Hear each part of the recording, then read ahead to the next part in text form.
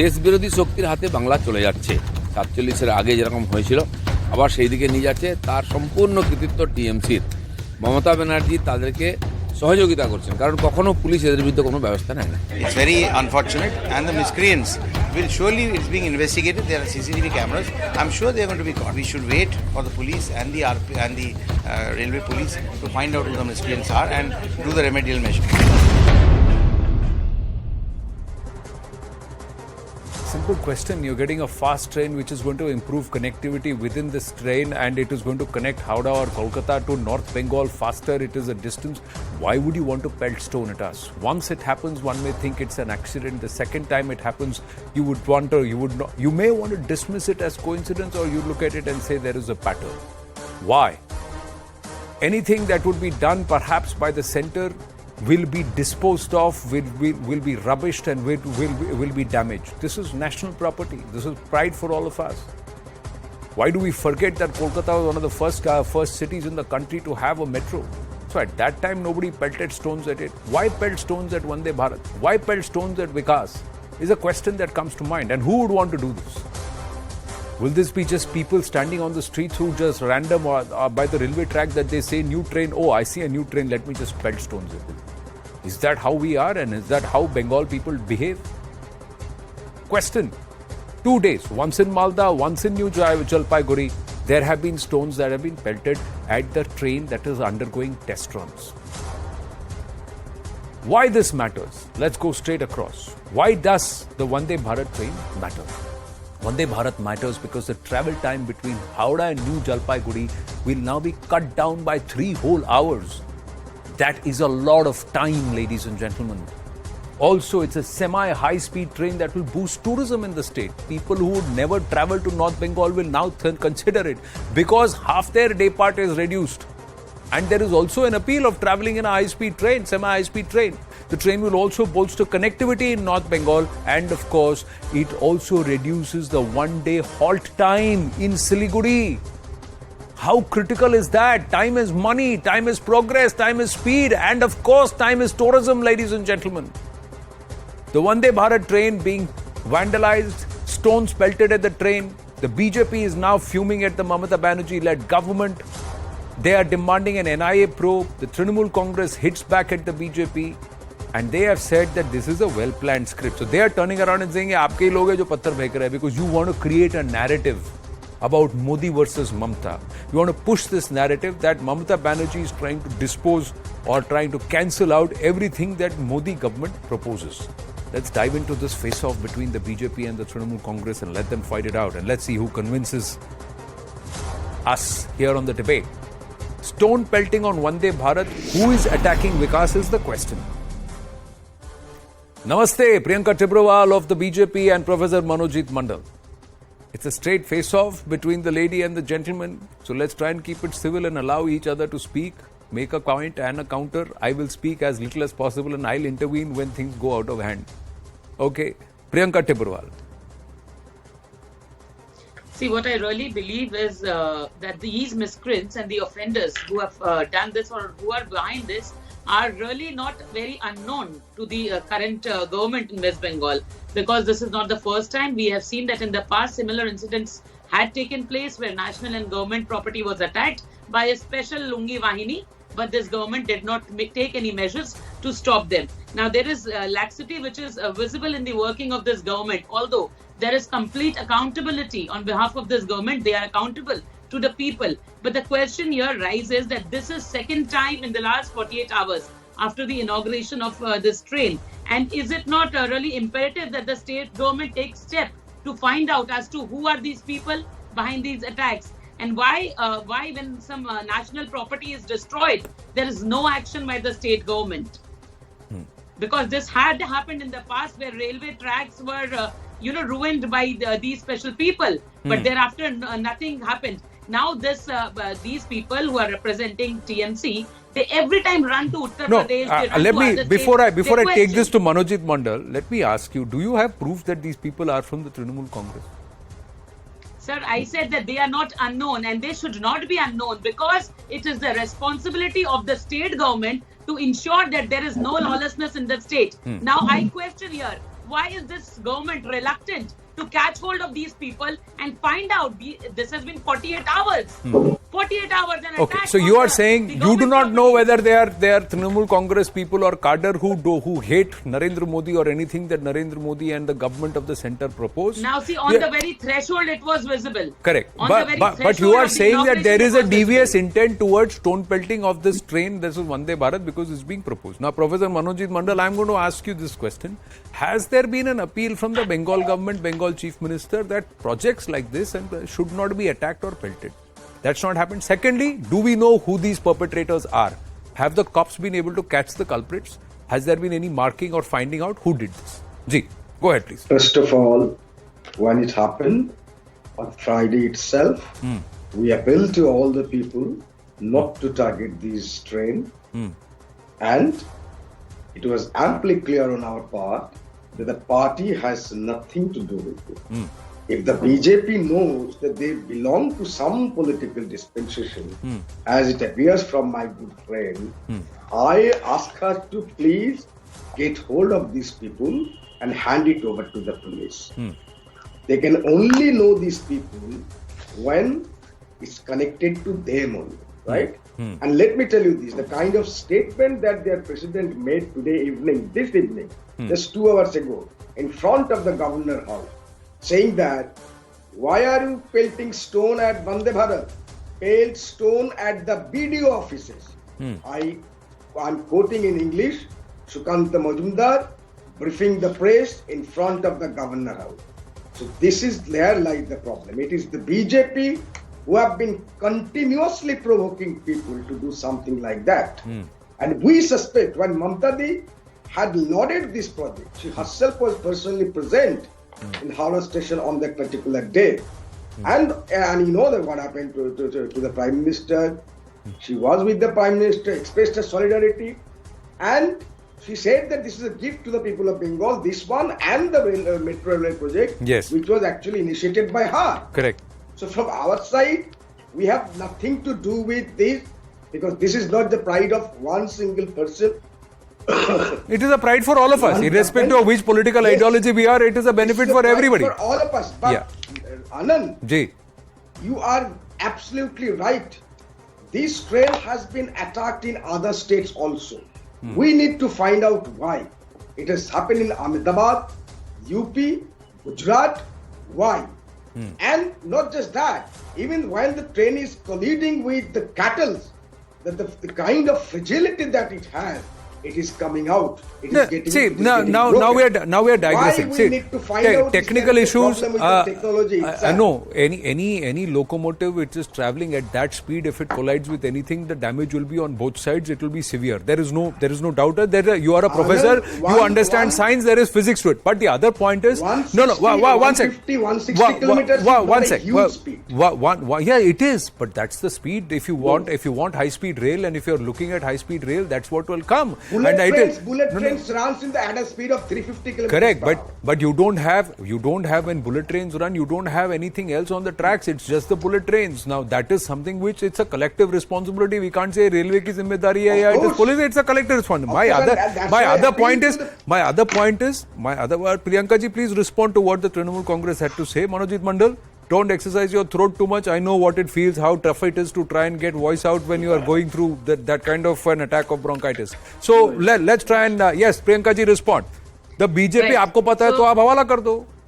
What kind of comments is Mr. Sukanta Majumdar making? I've heard out my friend, and I'm saying that these pretentious statements made by him will not help or work out, because you see, he said that why doesn't BJP investigate? Oh sir, if BJP had to investigate, then what is your police minister, who's the chief minister herself, and what is your state police doing? Then allow the CBI to investigate in the matter. Let them come and investigate, but every time you will cry foul whenever you see CBI. So now I am saying that tell me that in the last 11 to 12 years, we have seen that the rule of law has perished in West Bengal. Now, who is supposed to be questioned? Is it not that the state police should answer? Tell me, I am asking him right here, right now, that when there was this Andolan by a certain class of people, I am not saying that they were known to TMC, these strangers or the offenders or the miscreants who did these kind of, destruction to the national property and to the railway tracks, how many of them were arrested? what was the action taken by the state government? It is not even 1.5 years. It was just before 2 years that we have seen and witnessed all this. But they do not do anything. Rather, we have seen a very obnoxious and arrogant behavior on the very threshold on the day when this train was inaugurated of the Chief Minister herself. We have witnessed her arrogance by not sharing the stage. Now Mr. Manojit Bandal is saying that, this was something which was done by Mamata Bannerjee, and in the way it was done, entire nation witnessed that. Entire nation witnessed that. That with what arrogance she stood there. She did not even step on the stage. So whatever be the reason, that is a different thing. So That you was are a saying direct message. that there is an ulterior political motive to this. Now earlier, when the first incident happened at Malda, the railways said that this has happened in other states, so it may be some miscreants who have done this. But when it happened for the second time at New Jalpaiguri, that's when they said that this seems to be a pattern and this seems to be planned. Manojit Mandal respond to the BJP, and also what the railway authorities now are afraid of or worried about. First of all, she was referring to the incidents after CAA protest. Anand, you and I know, and we have debated umpteen number of times. The maximum damages done to a particular state during that point of time was Assam. Everyone knows, because the whole issue started from Assam. How many people were arrested? And then again, after the Agnipath scheme, the entire stretch of North India was burning. What did they do? Haryana, during the time of that, what is the Jogi, Bhogi, whoever, when he was getting arrested, what happened during that point of time? The entire street was burning, your camera persons were getting injured. What did they do? It is the BJP, which is a political party which was born out of violence. Look at the history of the BJP's rise. Since 1992, since that Babri Masjid demolition, they rose to power through violence. Violence begets the rise of BJP. It is historically proven, recorded in many dissertations done in India and outside India. We are very clear, whoever these miscreants are, they are hoodlums, goons and hooligans.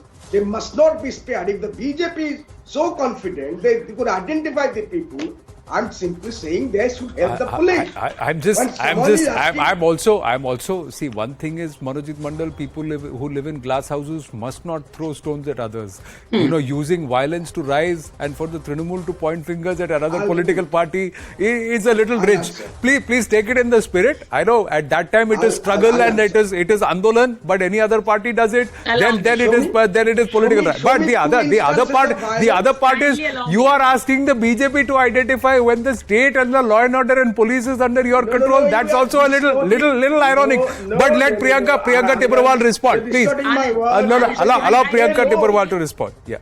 I really see that Mr. Mandal is very impressed with the way things are handled in Uttar Pradesh, and I assure him, and I will like him to believe me when I say this, that once the government here of BJP is formed in West Bengal, we will ensure and take similar steps like the Yogi Sarkar takes in Uttar Pradesh if anything goes wrong, and does what they do with the miscreants, the same will be repeated here. Although here a single FIR is not registered by the TMC. Now he is talking about the history of violence. Look who's speaking. Look who's speaking. I do not need to show any candle to them, because when a national president of Bharatiya Janata Party is attacked, they say they do not know who has done it. When the Home Minister's convoy is attacked, they say they do not know who has done it. Every day the opposition is attacked. So whenever that has happened, Home Minister's convoy? People are burnt alive here, they do not know who has done it. People, their own ministers are sitting in the jail for this particular incident which happened in Baktui, where women and children were burnt alive. They say they do not know who has done it. So he is speaking of violence, although we have heard the NHRC say that it is not the rule of law, but the ruler's law which is prevailing in West Bengal. And he says that we should see violence elsewhere. My simple point to the BJP and to the Trinamool Congress and to every single person in Bengal is that the Vande Bharat does not know and identify a passenger or a person by their political ideology or leaning.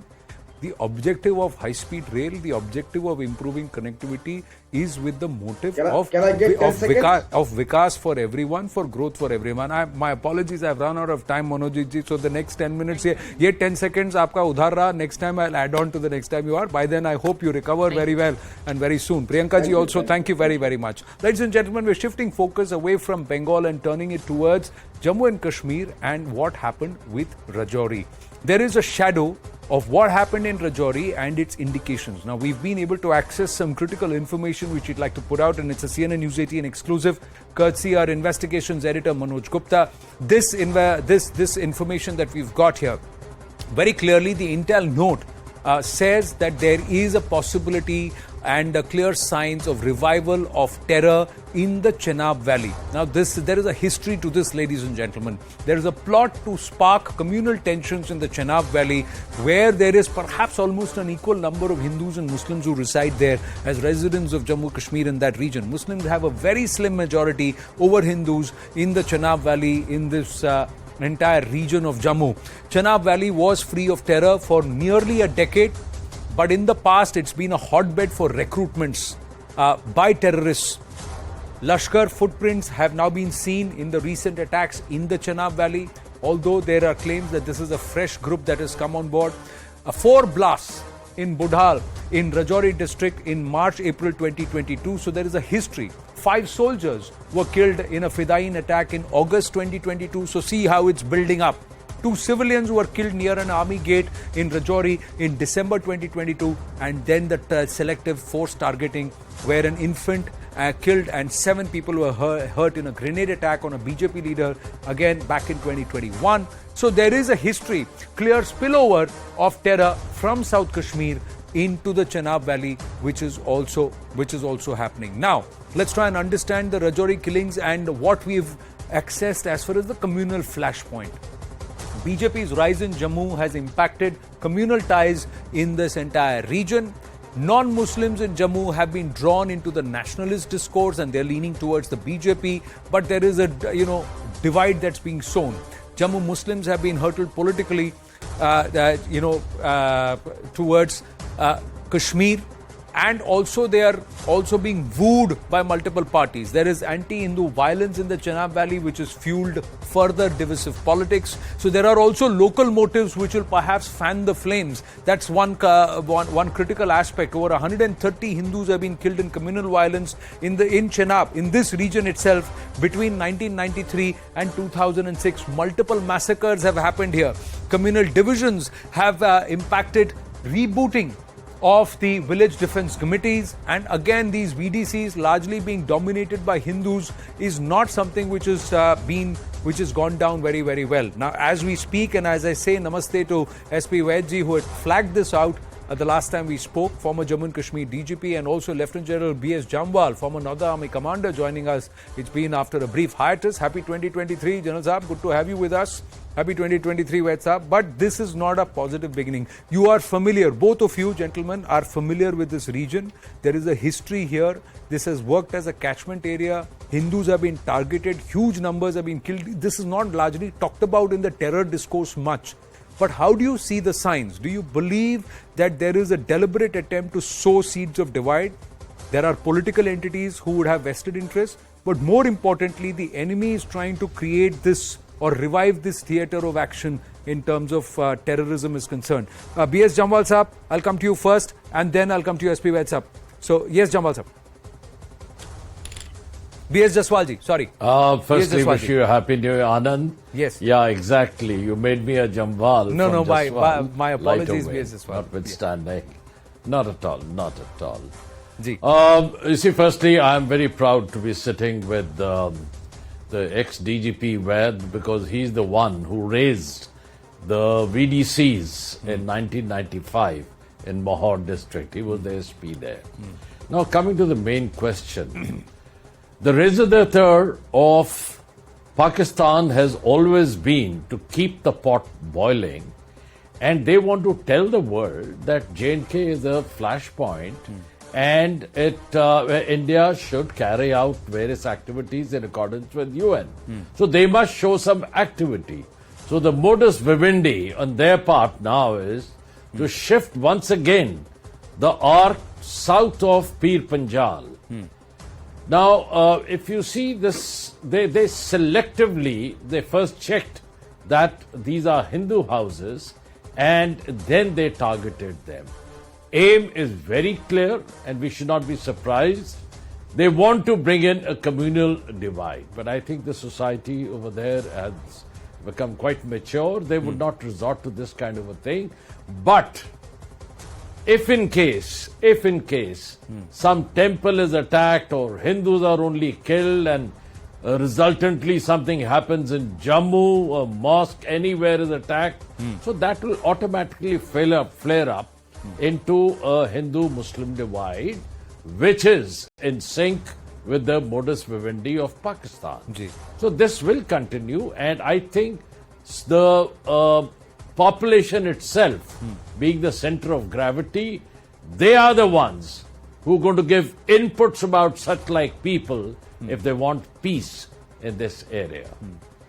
The worry, sir, is that despite a cash reward being announced of 10 lakh rupees, there is not much information that's come to the fore. There is now an announcement that SLRs will be given to veterans or those who have served in the forces in these villages, in these regions. That's a decision that's just happened, development today. But Vaid Saab, how do you read the situation? Anandji, situation is quite concerning. In fact, let me mention here, there was meeting held by ISI chief in somewhere around September 2021. And after that, the targeted killing started happening in Kashmir Valley. And there is concerted effort as part of their program to again involve Jammu region, which has been largely free from terrorism in the last about 15 years. In fact, virtually the terrorism was wiped out from this region.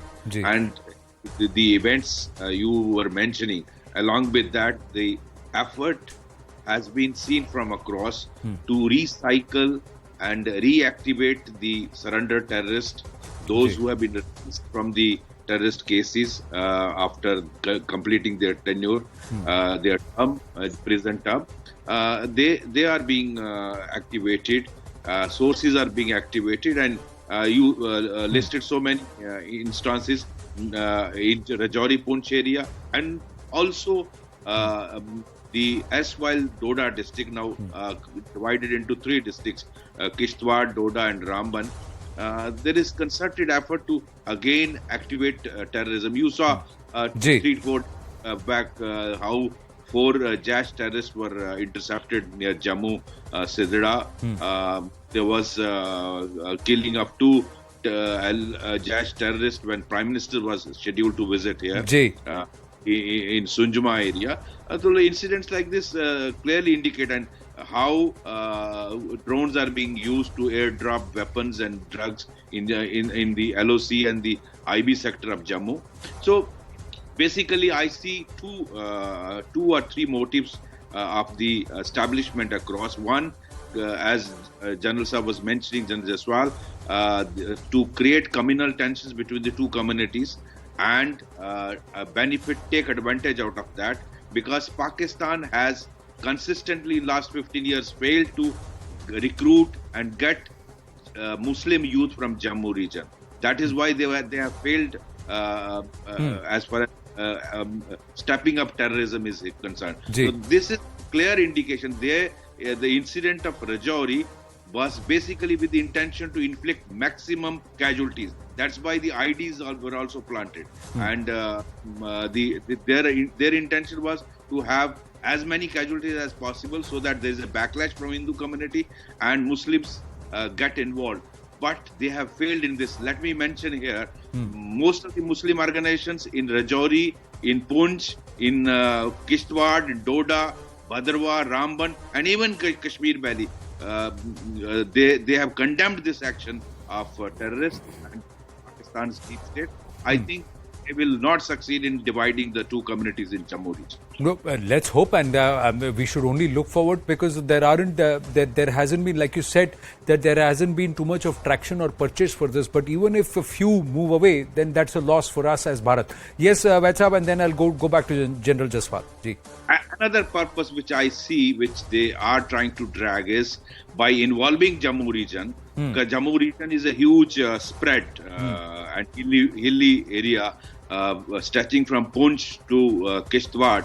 So that would mean spread of you would need a lot of deployment of security forces and paramilitary forces, which means taking out some of them from Kashmir. That is what. Yeah, so that means you ease the grid in Kashmir to try and tighten the grid and spread it in Jammu. So there has to be some way.